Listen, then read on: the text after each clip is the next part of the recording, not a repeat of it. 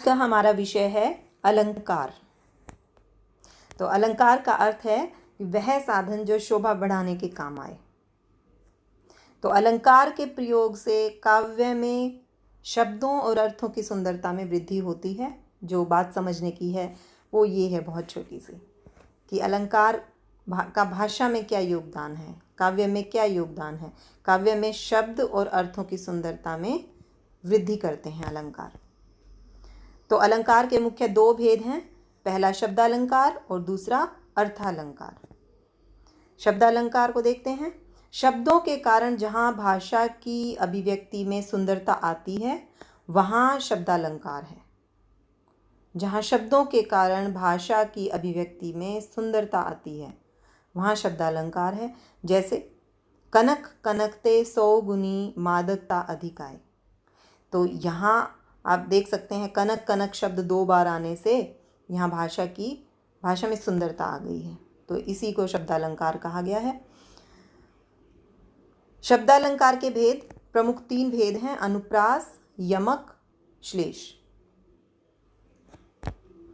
तो पहले देखते हैं अनुप्रास अलंकार क्या होता है। जहाँ एक या एक से अधिक वर्णों की आवृत्ति से भाषा सौंदर्य उत्पन्न होता है वहाँ अनुप्रास अलंकार है। आवृत्ति का मतलब है उसका बार बार आना, दोबारा आना, रिपीटिशन। तो जैसे अनुप्रास अलंकार में हमने क्या देखा, एक या एक से अधिक वर्णों की आवृत्ति, पूरे शब्द की नहीं, सिर्फ एक लेटर की, एक वर्ण की आवृत्ति से जहाँ भाषा में सौंदर्य उत्पन्न हो वहाँ अनुप्रास अलंकार है। जैसे रघुपति राघव राजा राम। तो यहाँ आप देख सकते हैं र की आवृत्ति है, बार बार र वर्ण की आवृत्ति, इसी से ही भाषा में सुंदरता आ गई है, भाषा सौंदर्य बढ़ गया है। तो यहाँ है अनुप्रास अलंकार, यहाँ र वर्ण की आवृत्ति के कारण अनुप्रास अलंकार है। दूसरा देखते हैं यमक अलंकार। जहाँ किसी शब्द की एक से अधिक बार आवृत्ति हो लेकिन उनके अर्थ अलग अलग हों तो वहाँ यमक अलंकार होता है। तो भी इसको समझने में ध्यान देना, मैंने अंडरलाइन किया हुआ है शब्दों को। यमक अलंकार में शब्द जो हैं अधिक बार आवृत्ति होती है और अर्थ भी उतने ही बार अलग अलग होते हैं। अगर 3 बार किसी शब्द की आवृत्ति है तो 3 अलग अलग मीनिंग होंगे उस शब्द के, 2 बार आवृत्ति है तो 2 अलग अलग मीनिंग होंगे उस शब्द के। तो वहाँ यमक अलंकार होता है। जैसे कनक कनकते 100 गुनी मादकता अधिकाय। यहाँ आप देख सकते हैं कनक शब्द की 2 बार आवृत्ति हुई है और दोनों शब्दों के अर्थ अलग अलग हैं। एक कनक का अर्थ है सोना और दूसरे कनक का अर्थ है गेहूं। तो इस तरीके से यहाँ पर यमक अलंकार है। तीसरा है श्लेष अलंकार। जहाँ शब्द एक ही बार आया हो पर उसके अर्थ प्रसंगानुसार अलग अलग हों वहाँ श्लेष अलंकार होता है। तो यहाँ देखो ये यमक अलंकार से किस तरीके से अलग है। यहाँ शब्द एक ही बार आएगा पर उसके अर्थ प्रसंग अनुसार अलग अलग होंगे। तो श्लेष अलंकार का उदाहरण देखते हैं। जैसे जो रहीम गति दीप की कुल कपूत गति सोई, बारे उजियारो करे बढ़े अंधेरो होई। तो ये आपने पढ़ा भी होगा इस दोहे को। तो यहाँ देखिए, ध्यान से देखिए, बारे और बढ़े इन शब्दों में श्लेष है। ये आप देख सकते हैं ये बारे शब्द एक ही बार आया है, बढ़े शब्द एक ही बार आया है, लेकिन यहाँ 2 अलग अलग प्रसंगों की बात है और दोनों में मीनिंग अलग हो गया है। इसको एक बार ध्यान से देखें तो इसका मतलब समझने की कोशिश करिए, जिससे आप बारे और बढ़े के मीनिंग यहाँ बता सकें, अलग अलग मीनिंग, और अलग अलग 2 प्रसंग कौन से हैं ये भी हम बता सकें। जो रहीम गति दीप की, रहीम जी कहते हैं कि जो दीपक की गति होती है, कुल कपूत गति सोई, जो कुल का, परिवार का जो पुत्र है, जो कपूत बुरा पुत्र है, उसकी भी वही गति होती है। 2 स्थितियां हैं यहाँ, 2 प्रसंग हैं। एक दीपक के बारे में बात कर रहे हैं और दूसरा कुपुत्र की बात कर रहे हैं। तो बारे उजियारो करे, जैसे दीपक को जब जलाते हैं, बारे का मतलब जलाना, तो वो उजियाला करता है, और बढ़े अंधेरो होए, और जब उसको बुझा देते हैं तो अंधेरा हो जाता है। तो ऐसे ही जो कुपुत्र है, कपूत है, उससे क्या होता है, जब उसका बचपन होता है, जब वो बढ़ रहा होता है तो उसके बचपन को देख के घर में खुशियाँ रहती हैं। और बढ़े अंधेरों हुए, और जब वो क्या होता है, जब वो बड़ा हो जाता है तब उदासी छा जाती है, अंधेरा हो जाता है, उसी को अंधेरा कहा है। तो अब बारे और बढ़े, अब आप समझ गए होंगे कि दो प्रसंग हैं और दोनों शब्दों का दो मीनिंग यहाँ निकलते हैं। जैसे बारे का एक अर्थ जलना दीपक के अर्थ में, और कुपुत्र के अर्थ में बचपन या उसका बड़े होने की जो स्थिति है उसकी बात कर रहे हैं। दूसरा बढ़े अंधेरों होए, तो बढ़े का जो दीपक की के प्रसंग में बात करेंगे तो बुझना, और कुपुत्र की बात करेंगे तो बड़ा होना। तो इस तरीके से यहाँ पर श्लेष अलंकार है। अब देखते हैं अर्थालंकार। शब्दों के अर्थ के कारण जहाँ काव्य में सौंदर्य उत्पन्न होता है वहाँ अर्थालंकार होता है। अर्थालंकार के बहुत से भेद हैं, लेकिन यहाँ हम 4 प्रमुख भेदों का वर्णन करेंगे। पहला है उपमा अलंकार, जहाँ किसी उपमेय के रूप गुण दशा का चमत्कार पूर्ण वर्णन करने के लिए किसी उपमान से उसकी तुलना की जाती है, वहाँ उपमा अलंकार होता है। उपमेय और उपमान आपके लिए अभी एकदम नए शब्द हैं, तो यहाँ आप समझ सकते हैं उपमेय और उपमान किसी वस्तु के लिए कहा गया है कि जहाँ किसी वस्तु के रूप गुण दशा का चमत्कार पूर्ण वर्णन करने के लिए किसी दूसरी प्रभावशाली वस्तु से उसकी तुलना की जाती है, वहाँ उपमा अलंकार होता है। अभी हम समझेंगे उपमेय और उपमान क्या हैं, क्योंकि ये उपमा अलंकार का ही जो है ये हिस्सा हैं। पहले एग्जाम्पल देखते हैं। हाय फूल सी कोमल बच्ची, तो जो यहाँ जिसका वर्णन कर रहे हैं, जिस चीज़ की दशा स्थिति का हम वर्णन कर रहे हैं, वो कौन है, बच्ची। तो ये उपमेय हुआ। और किससे इसका जो कंपैरिजन किया है हमने या इसकी तुलना की है, वो किससे की है, फूल से, तो ये उपमान होगा। अभी इसको और समझते हैं कि उपमेय क्या है। जिस व्यक्ति वस्तु की समानता या तुलना की जाए वो उपमेय होता है, और जिस व्यक्ति वस्तु से तुलना की जाए वो उपमान होता है। तो ये आप समझ गए होंगे कि बच्ची उपमेय है और फूल उपमान है। तीसरी बात है समान धर्म।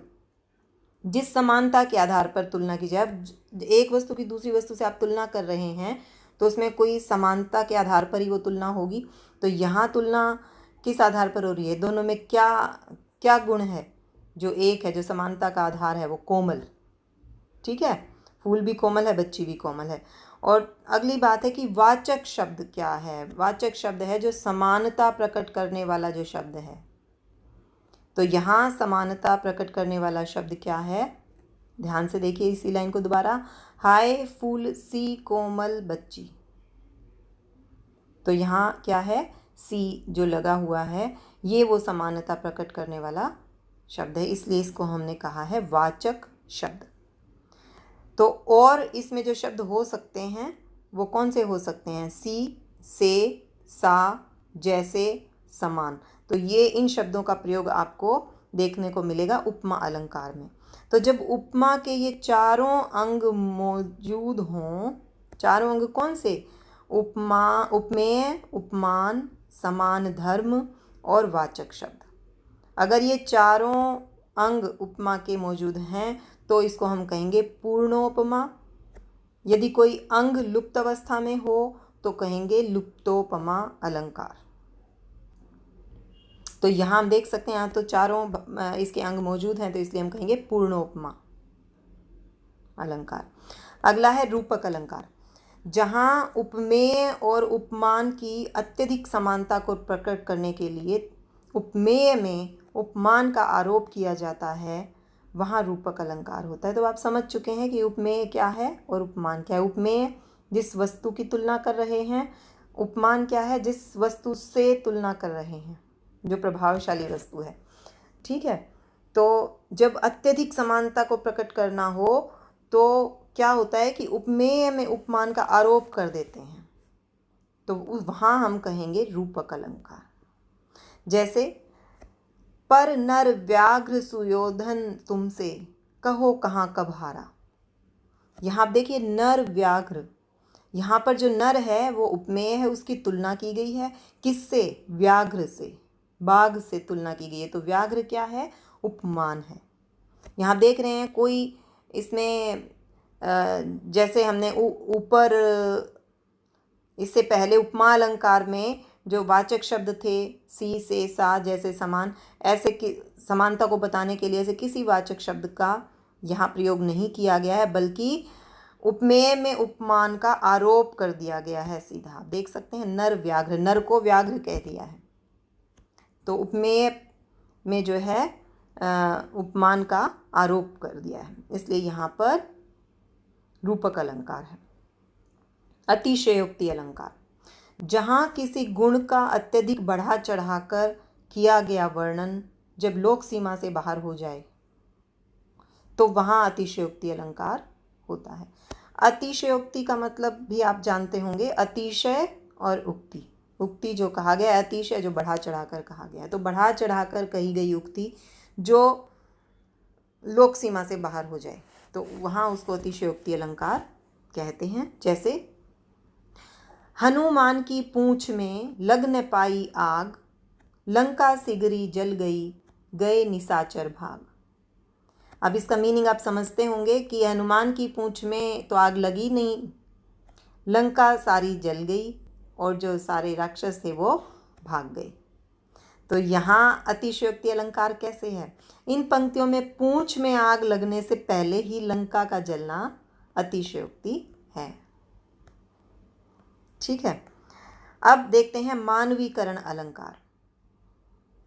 जहाँ प्रकृति और निर्जीव पर, प्रकृति का या निर्जीव मतलब जो जीवित नहीं है ऐसी वस्तुओं पर मानवीय भावनाओं व क्रियाओं का आरोप हो जाए, वहाँ मानवीकरण अलंकार होता है। ठीक है, तो अब इसको समझने की कोशिश करते हैं। फूल हंसे कलियां मुस्काई। अब फूल खिलते हैं, फूल हंसते थोड़ी ना हैं, और ऐसा ही कलियों के लिए भी बोला है। तो फूल और कलियां दोनों प्रकृति का हिस्सा हैं। तो हमने क्या कहा ऊपर कि प्रकृति पर मानवीय भावनाओं का जब या क्रियाओं का आरोप हो तो वहाँ मानवीकरण, मतलब इसका मतलब है कि जब प्रकृति या निर्जीव चीज़ों पर हम इंसानों की भावनाओं या क्रियाओं का आरोप कर दें, मतलब उन निर्जीव चीज़ों में भी मनुष्य के किए जाने वाली क्रियाओं को जब हम दिखा दें तो वहाँ मानवीकरण अलंकार होता है। अब यहाँ फूलों का हंसना और कलियों का मुस्कुराना मानवीय चेष्टाएं हैं, इसलिए मानवीकरण अलंकार है। अब सारा हम जो हमें आज सीखना था वो सीख चुके हैं। अब अभ्यास की तरफ आते हैं। पहला है, आगे नदियाँ बड़ी अपार, घोड़ा कैसे उतरे पार, राणा ने सोचा इस पार, तब तक चेतक था उस पार। अतिशयोक्ति अलंकार है यहाँ पर। कैसे आप देख सकते हैं कि अतिशयोक्ति कैसे है, बढ़ा चढ़ाकर बात को कैसे कहा गया है कि राणा ने सोचा इस पार, तब तक चेतक था उस पार, कि राणा के सोचने से पहले ही चेतक जो है नदी पार करके दूसरी तरफ चला गया। तो इस तरीके से यहाँ ये अतिशयोक्ति अलंकार है। चरण कमल बंदो हरिराई। अब आप देख सकते हैं यहाँ पे चरण कमल, पैरों को कमल कह दिया गया है। आप देख रहे हो कोई यहाँ पे इनकी समानता को प्रकट करने के लिए कोई शब्द नहीं है, सीधा आरोप किया गया है। तो उपमेय में, उपमेय कौन? चरण, उपमान का आरोप कर दिया, कमल का आरोप कर दिया गया है। तो यहाँ रूपक अलंकार है। कल कानन कुंडल मोर पखा उर, परिवनमाल विराजती है। यहाँ आप देखिए, कल कानन, क की आवृत्ति है, क वर्ण की, कुंडल फिर से क की आवृत्ति है, वनमाल विराजती व वर्ण की आवृत्ति है। तो जब वर्णों की आवृत्ति होती है तो अनुप्रास अलंकार होता है।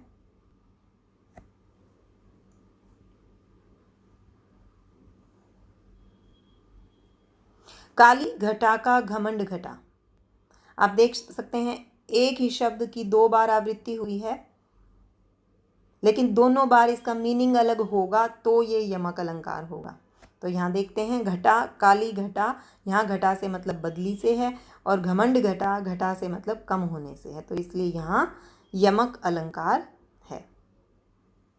टूटी फूटी बोतल से टूटे हुए सपने, तो यहाँ उपमेय की उपमान से समानता। उपमेय कौन है, बात किसकी कर रहे हैं, सपनों की, और किससे उसकी समानता बता रहे हैं, बोतल से। तो जिसकी तुलना कर रहे हैं वो उपमेय है, और जिससे तुलना कर रहे हैं वो उपमान। तो दोनों यहाँ मिल गए हैं, दोनों अंग उपमा अलंकार के। अब तीसरा देखते हैं, समान धर्म। ये समानता किस शब्द से हमें यहाँ पता लग रही है, टूटे, दोनों टूटे हुए हैं, बोतल भी टूटी हुई है, सपने भी टूटे हैं, तो टूटे शब्द भी यहाँ पर है। दूसरा, अब देखते हैं चौथी चीज़ है वाचक शब्द। वाचक शब्द कौन सा है, जो समानता दिखा रहा है, समानता दिखाने के लिए जो शब्द प्रयोग किया गया है, से, टूटी फूटी बोतल से टूटे हुए सपने, तो ये वाचक शब्द से भी यहाँ पर है। तो इसलिए यहाँ पर, क्योंकि उपमा अलंकार के चारों अंग यहाँ इस पंक्ति में हम देख सकते हैं, इसलिए यहाँ पूर्णोपमा अलंकार है। तो इस तरीके से आज का ये विषय और उसका अभ्यास यहाँ समाप्त होता है।